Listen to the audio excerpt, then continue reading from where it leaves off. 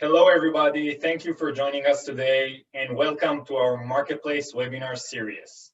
My name is Asaf and I look after the partnership at SureComp.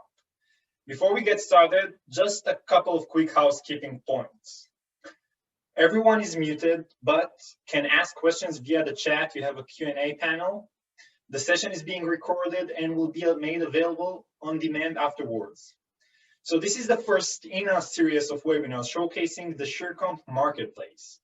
For those of you who are not familiar with SureComp, we are a global trade finance solutions provider. And one of our most recent innovations is the Marketplace, which is an open API-based platform through which banks and corporates can access a variety of complementary fintech solutions to help further digitize their trade finance process.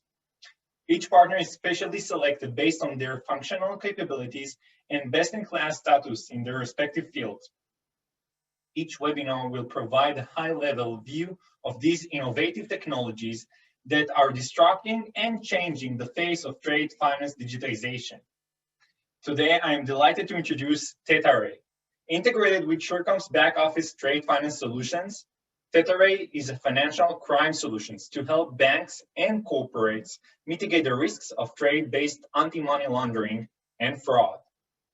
Entering the market to great acclaim last year, ThetaRay is built on big data, artificial intelligence-based analytics used to detect suspicious behavior, real-time anomalies, and to uncover previously unidentified risks. One of the most cutting-edge solutions of its kind, ThetaRay plays a critical role in trade finance digitization journey. We're joined by VP of Regulatory Affairs of ThetaRay, Yaron Chazan. Yaron holds 20 years of diverse and broad experience in financial crimes. Among them, Head of Compliance at HSBC Israel and Head of Forensics and Compliance at PwC. Welcome, Yaron. Before we get started, let's explain what trade-based money laundering is in your perspective. Thank you, Asaf, and thank you, SureComp, for arranging such an important discussion. The timing of this discussion is amazing. Today, FATF and the Egmont Group published, finally, I can say, guidance document, global guidance documents for countries and financial institutions on how to better tackle trade-based money laundering and terrorist funding risk.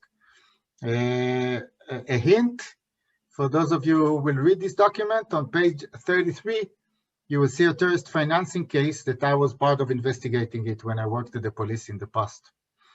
Moving into the question and into what trade-based money laundering is, I will use some slides. It's not mandatory to follow them, not too many slides, but they will just help you to stay close with the things that I'm saying.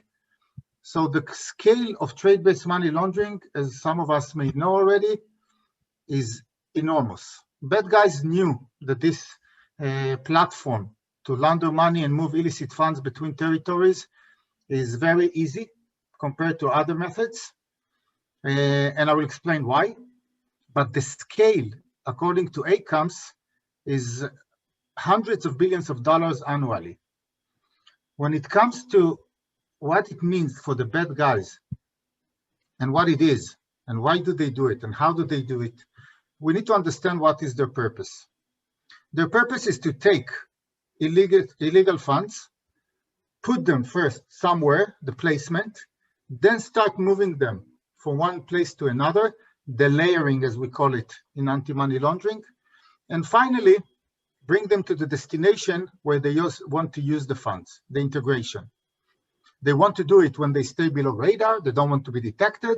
They really want to make this activity appear legitimate. And this is what trade-based money laundering fulfills for them. It enables them to move assets, funds from one jurisdiction to another, one territory to another, hide the source because they connect it to appear to be legitimate trade activity, and by that, moving value or assets from one place to another and prepare it for use. Okay, Thank you, Aaron, for the clarification.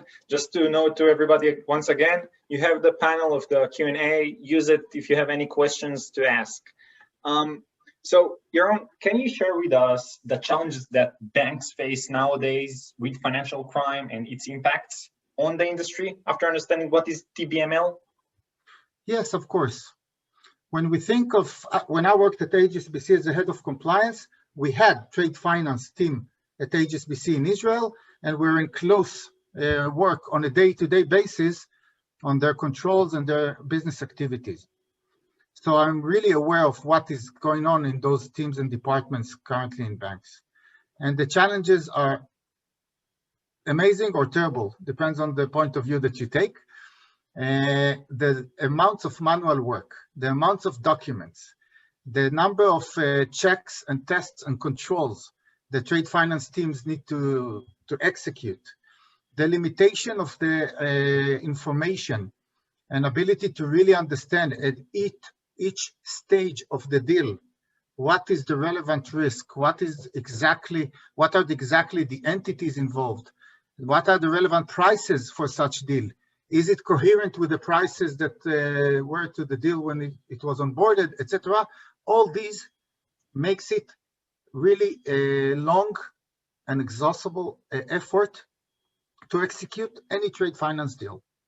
And the results, the poor result of these circumstances is that banks actually de-risk this activity, and they actually minimize the support of trade activity to publicly traded company, to a specific customer, to specific known activities. And by doing that, they do two things. They damage their revenue, of course, because they don't take as maximum business as they can, but it also can damage the economies of specific countries, the global growth from an economy perspective, which is especially needed during COVID-19 and hopefully soon to say post-COVID-19 era. And it's a lose-lose situation for everybody. Okay, so to my understanding, there is a value in robust risk management strategy. Maybe you can share with us what is the value in such robust management strategy? Sure. If you look at the challenges, you can easily understand that what I need in order to face these challenges, I need some magical tool that will help me integrate all the information I can have from payments methods, from the connected parties, from the documents that are related to the trade business, from the goods perspective, price perspective. I need something to aggregate this together for me and to make it accessible for analysis. Now, if you look at what FATF published today, they said in this document that the role that the financial institutions should play is to identify suspicious activity through detection of anomalies and transactions that differ from normal customer behavior. That means that not only that I need to aggregate all this data, automate it, and make it accessible for analysis, I also need the ability to identify unusual behavior on a timely manner, because I don't want my bank to be published in the news saying that for 3 or 4 years I've been supporting terrorist groups or drug cartels. Once we're going to have such a mechanism that will enable banks to trust their controls, they will also be able to trust each other and bring back trust to the trade finance system. And the only way to do it is by multidimensional analysis that they can look at different data attributes and data sources, combine them together to a full picture, like a full puzzle with many pieces, and then being able to analyze and detect the risks. So it looks like we coordinated the FATF publishing today with our webinar. Maybe you can explain to us, after understanding that the concern and the regulation, what we need to do, what is your approach to this regulation and how it's different from others in the market? Sure. When I worked at the bank, and unfortunately, most banks still work in the same manner today, we looked at each phase and each potential source for the risk in a siloed manner. That means I have an agreement between the parties that the bank needs to support. We reviewed the agreement, we extracted entity, we screened them, we reviewed if there is a logic in the agreement, and tick the box for that step. And this way, we never saw the full picture. Not to mention, when we used rules or scenarios or thresholds, it's meaningless because you kind of predetermine in advance what is the level of data that you wish to ignore, which is most of the data, and then you look only on specific events or scenarios that match criteria. On top of that, there were screening systems that were built and designed to see if no name within the involved parties, whether it's a vessel, a port, an entity, a country, or whatever, match with any sanctions list or any forbidden activity. What we do in Tetarray is actually taking all these sources and all these mechanisms and enable the bank to see the full picture on the full flow of the business activity. I will not go one by one on the steps and the capabilities in Tetarray. We have time if you like, Yaron. Okay. If you like, you have time to elaborate. So if the use case I'm talking about is anti-money laundering, correspondent banking, because anyway, trade finance is part of the correspondent banking relationship, and trade-based money laundering use case, after I define the use case, I can start collecting all the inputs that are relevant. And now you will see it familiar, all the ones that are involved in that business. The SWIFT formats, 700, 900, 400, 102, 103, 202, all the ones that are involved in the trade finance deal from the initiation of the deal until the resolution of the collection of funds, etc. Then I take any type of risk templates that the bank utilized. By the way, you can think of that also as something that belongs to the past, because if I defined a high-risk countries list, who says that now the bad guys will use the same geographies? I want to be able to see, predict, and on a timely manner assess where the risks are coming from. But anyway, with Tetarray, you can do both. I will take the KYC and the screening data and match it either prior to the analysis by Tetarray to have it as an additional data source, or post-analysis by Tetarray to have it as a forensic supporting information to the investigation. And of course, I will collect information on vessels, ports, goods, whatever is available, from bill of lading, whatever. I can collect all these data, attributes, and unify them together into the analysis engine. The analysis engine within Tetarray is combined first by the algorithms, very unique artificial intelligence algorithms that with unsupervised machine learning approach, learn normality in the data. First of all, define how good looks like, what is the normality, and by that, identify anomalies and unusual behaviors. Remember the quotes from 5 minutes ago? This is exactly what the FATF required in a document from today. Then, of course, we also embed some semi-supervised and some rule engine-based detection to support any control mechanism that is required by policy or specific regulatory requirement. The algorithms learn the normality, then start to define anomalies. To make our life easier and more efficient, the algorithms even cluster the anomalies to groups and patterns that will enable me as subject matter expert or any analyst in the bank see something that is events that are related to each other, that are similar to each other, patterns that could teach us about new typologies of money laundering and terrorist funding, etc. Then, of course, the system will present the results to the experts. They will define severity for the events, prioritization mechanisms, and all these process management capabilities within the system. And at the end, of course, there is the investigation center that will help the analysts, first of all, quickly understand and resolve the cases. Second, access to any relevant data that will help them document and evidence that they really understood the facts, and therefore any audit or regulator that will review that post factum will see everything documented and clarified. Okay, we have a question from the Q&A. If there is an AssureComp customer, can you explain how Tetra is accessed? It is via the backend solution or via marketplace? So maybe I can give a glimpse about that and maybe answer it. So basically, as Yaron explained, Tetra extracts collects a lot of information, data set information from varied sources. One of them is our back office system. So all the alerts will be shown on the back office system of SureComp. As a customer of you that use our products, you will see a notification, a red flag alert for a specific transaction. And for deep dive analysis, you will have also a link to this specific transaction in the red flag alert. So you can see all the reporting, all the information, how it's been made and why this specific transaction is alerted.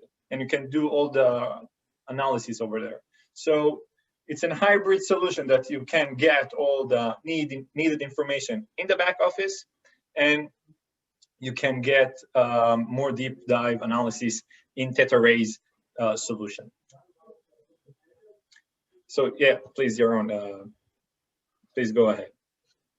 I referred earlier to the challenges and why it was so complex to effectively manage financial crime risk through the trade finance activity.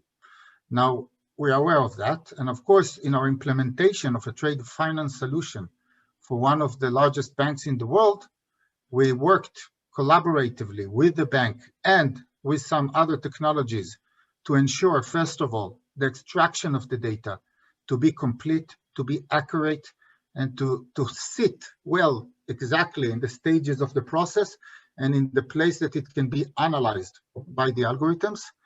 Of course, we mentioned earlier agreements and many documents, PDF documents and many documents that are not part of any table format or any kind of specific data source that is easy to analyze or screen. So there are OCR, automated OCR and NLP capabilities that prepare the data for Tetra algorithms to analyze it. Then we combine screening, which is the most common control today in trade-based money laundering compliance programs, and the behavioral analytics together to bring a full picture of the risks to the bank, and on a timely manner, show the bank if certain deal, certain change of deal, certain amendment to a letter of credit, for example, changing prices, changing destination, changing beneficiaries, all these could reflect indicators for a specific risk.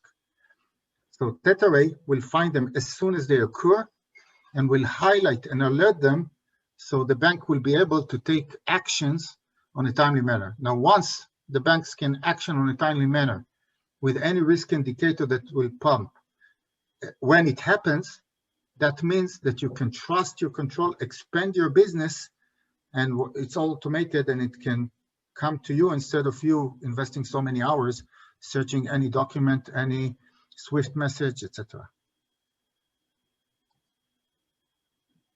Okay. Anything else that you would like to cover on Tetra solution, Yaron? Yes, I would add that in terms of the type of machine learning that Tetra utilize and the combination of unsupervised machine learning, supervised machine learning, and rules, in many cases, banks have an immediate concern, let's call it, from the explainability of the process, from the ability to convince regulators and auditors, etc. Tetra is a very matured technology provider in the banking arena for financial crime risk management. We collaborate closely with FIUs in countries and regulators, and we have received feedback from regulators together with banks when we met them that it's not a black box. The Tetra provides very clear explainability, traceability, and audit trail to any detection that was done by the algorithms and the features that were designed.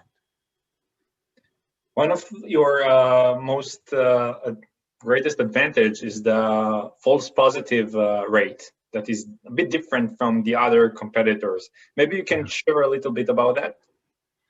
Yes, sure. The common industry standards for false positive ratio is around 90%. And I'm saying that only because we don't want to be too criticizing. When I was head of compliance at HSBC, I had 100% false positives in my transaction monitoring systems.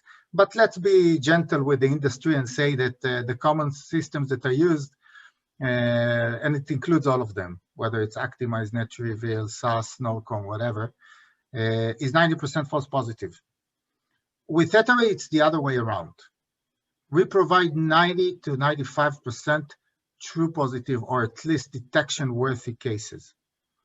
Now, I say that, and we have evidences, of course, that evaluators, external evaluators from the banks and from consulting firms, the big four firms that tested the results of Tether in multiple cases, provided that stats. And the fact that we provide such a good detection rates, it's not a surprise, because if you think about the requirements, even the document that I quoted today, or if you look at what the FATF standards from many years ago are, the expectation from banks is to conduct ongoing behavioral analysis of their customer, and it's nothing, the way it's explained in the expectation, the FATF expectation, it's nothing like the rule-based mechanisms that were applied thus far. If you look, you don't find any match between the actual controls that we implement in the banking industry today to the initial FATF recommendations or requirements. And if you look what they do require, they say, learn your customer behavior based on your customer profile, KYC, CDD, and whatever you can learn on your customer. And in trade finance, the industry, the countries of operations, the goods that this customer is supposed or expected to be trading with, and the actual activity. What are the actual business activities that the customer is doing? Now, this is exactly what Tether does. And finding anomalies compared to the history and compare with the population. And this is why we get such a good detection rates, because we actually do what was the real expectation. Okay, thank you for that, Yaron. So basically, if I understand correctly, having a low false positive rate can be very beneficial to the bank eventually in processing, in transaction time, in also trying to avoid from getting fined. So it seems like a good way to fight those AML transactions. We have another question from the audience, and please, everybody, you can submit more questions in the Q&A panel. So what is your correct recognition rate for countries, companies, and goods description? So I believe that the question, and correct me if I'm wrong, related to the fact if you take this information and process it as part of your AML detection. So I'll be fair. In terms of the goods, I will start with the most challenging aspect. In terms of the goods, naming of goods can be described in different messages and different communications between banks in various ways. So being able to connect between the goods as they are described in the communication between the banks and some, let's say, perfect table that says each good, what exactly it is, what exactly should be the price, etc., it's almost impossible. But we need to remember what is the bank's responsibility. As I referred to the overall statistics of transaction monitoring and why we are so good in detection rates, the first responsibility of a bank is to manage the data that he has, to know his customer, etc. So if I'm a company that ships, let's say, raw materials or clothes from one country to another, and I do it for several customers, and for the same customer, I did it for several years, and I can learn, at least from the data that I own, from that country specifically, that those specific customers of mine import goods from. These are the rates, the exchange rates These are the normal pricing. I can even start to understand the cost of living or the total cost of production in those countries by having several deals. And then I see a deal that represents shipment from the same supplier, from the same country, for whatever the goods are, even similar goods, by the same customers, and total different price and total different destination. That means something. So again, perfect list of goods, categories, catalogs, and prices, I don't think yet exist in the world to be that comprehensive to cover all possibilities. But what banks easily can do is, first of all, reflect and manage their own risks and own responsibility by utilizing all the data that they own and collect and possess. Second, by being able to identify anomalies in this data, and maybe based on that, refer to additional data sources. Okay, thanks, Yaron. We have another question in the Q&A. Is this integrated to one of our products? So basically, the solution is integrated through Aperture, through our APIs. And for having this, you need to have the API. So once you have the Aperture product, you can integrate it to your back office system, if it's IMEX or Docker, etc. And we have another question here, and I think it will be our last. How do you manage pre-transaction comparison to a non-customer profile? For example, how do you create that profile to compare to? It's a good question, I must say. Yes, of course. So I will address it from two different approaches that we already utilized. One is the pseudo customer, the other bank's customer approach, that we can collect history on the same entity by unique identifiers, whether it's going to be name, bank account, or whatever.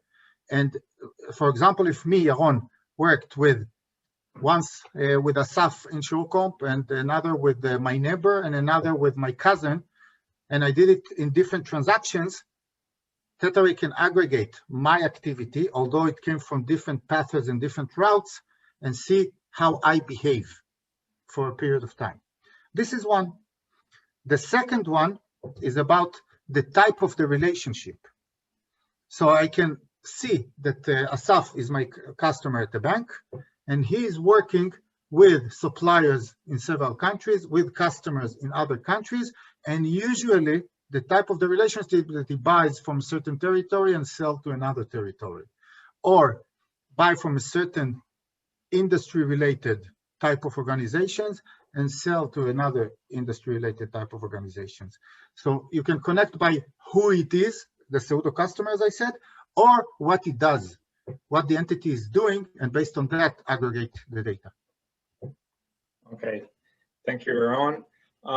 So because our time is up, I want to thank you, Yaron, for joining us today and sharing your insights. For those of you who want to hear more and those who want to share their feedback, please complete a short survey at the end of the session, and we will be in touch to share that recording. Thank you all for joining us, and we hope to see you in our next session in January. Bye-bye, everybody.